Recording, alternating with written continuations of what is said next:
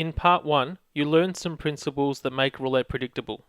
You also learned the basics of visual ballistics techniques, which is simply visually determining where the ball is most likely to land.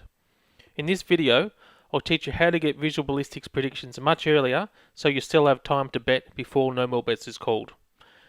This particular technique is not the most effective you can get, but it's very easy to learn, which is why we're teaching it here. Let's get started.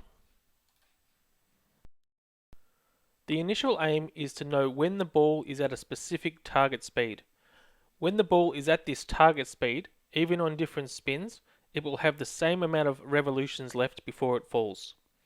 When we've determined the ball is at this target speed, we know which number on the wheel is under a specific diamond or metal deflector on the wheel. We call this number A. Then we wait for the ball to fall. We can call the winning number B. So over different spins, we will have lots of sets of data consisting of A, B, then on another spin is A, B, and so on. I'll show you an example. We start by observing the ball as it goes around. We wait for it to slow down. Now this is just an example, not an actual application. Just watch the numbers. Let's say, for example, and I'll pause it when the ball is at a particular diamond. Okay, so in this case, the number underneath this diamond when the ball is at this point is number 17. That would be our number A. And this is assuming the ball is at our target speed. Now we wait for the ball to land.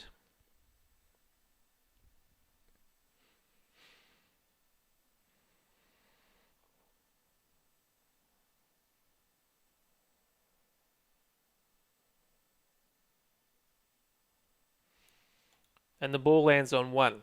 So our first spin sample will be 17, 1. Now we'll do another spin as an example. We're watching the ball as it slows down, and we're watching the number underneath this particular diamond when the ball is at a specific speed. Now I'll pause it when the ball, for example, the ball is at this target speed now. Our reference number will be 19. Then we wait for the ball to land again.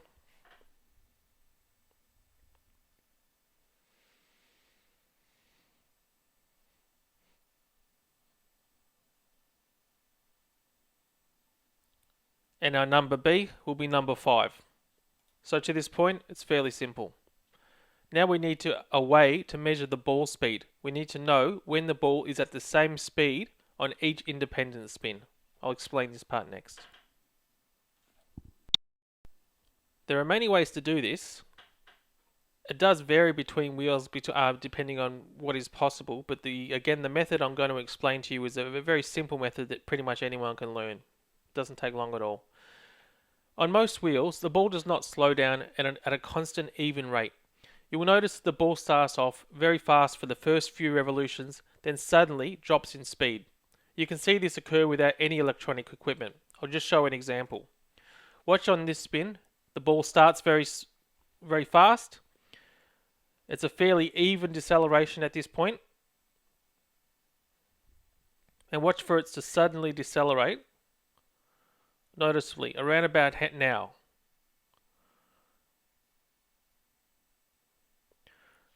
Now, at that point, the ball is the same speed on different spins. So if we were to play all the way to the end and repeat another spin, you'll notice the same effect. I call this the sudden point of deceleration. Other people call it different names, but that's what I call it. So once again, it starts off fast. Wait for the sudden point of deceleration. We're going through it about now. Okay, so what we're going to attempt to do is we're going to attempt to get the reference number, which is number A, when the ball is beneath this, above this diamond, and we're going to get the reference number at that time. That's number A. I'll give you an actual example.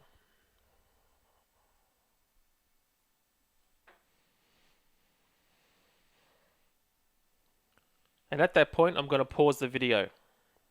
So again, the ball starts off very fast. We want it to do a complete revolution after the ball is suddenly decelerated. Okay, so number 20 will be our first number.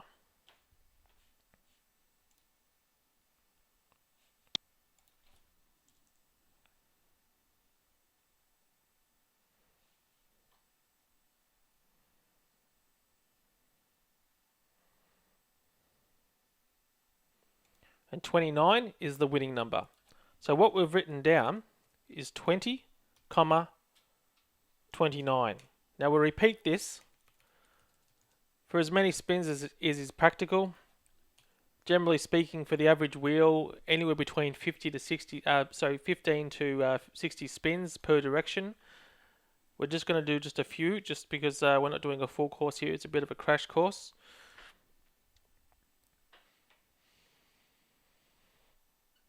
So again, waiting for the sudden point of deceleration.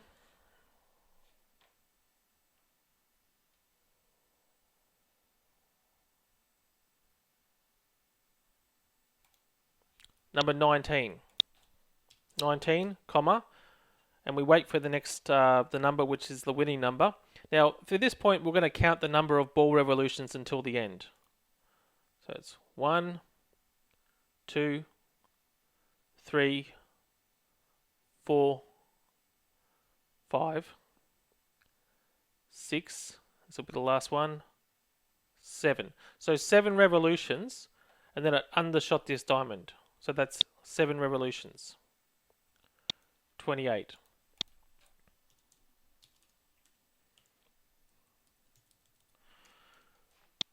Now we'll repeat this on a different spin.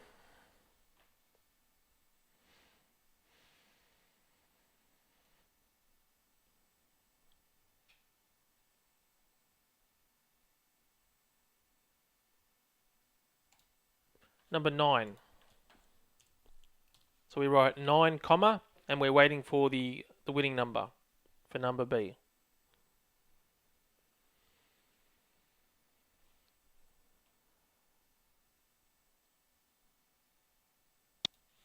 $25.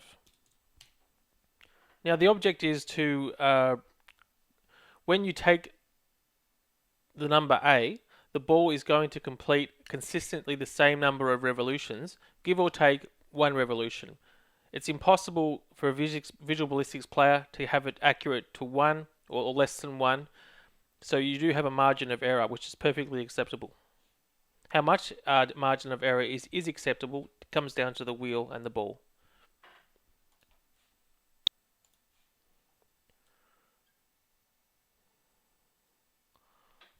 So once again, waiting for the sudden point of deceleration, then 1 revolution after it, just to be sure.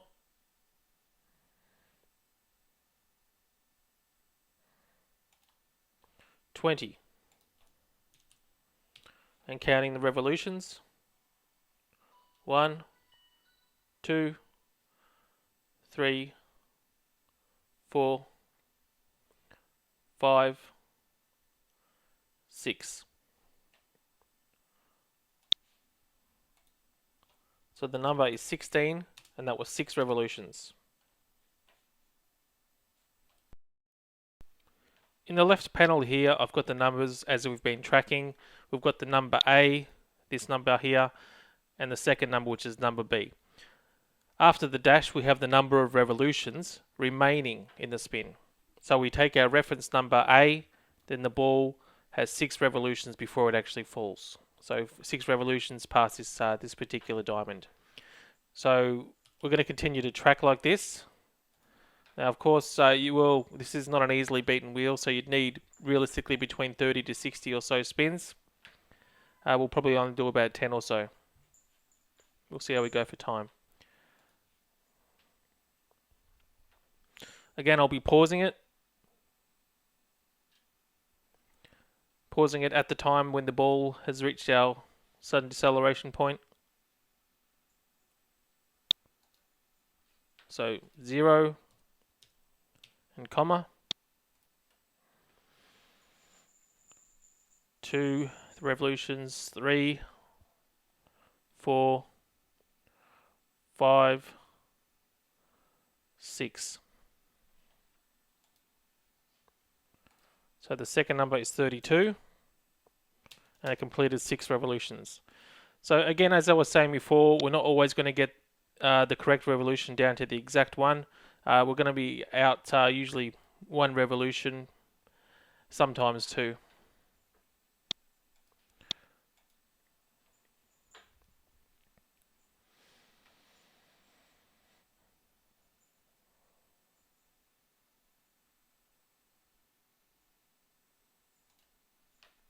Pretty much 0 again.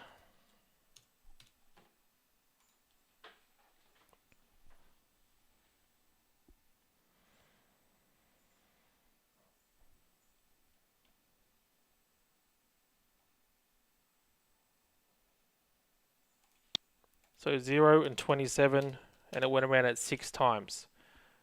Next spin.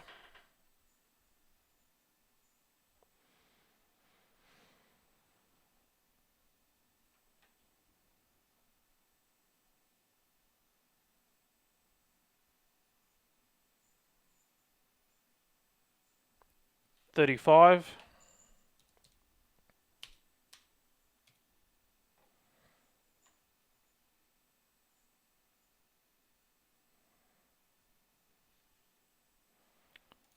$35,18. From now on, I actually didn't count the number of revolutions, and I think it might have been 7. We'll just let the video run so you can practice. I won't actually pause it this time.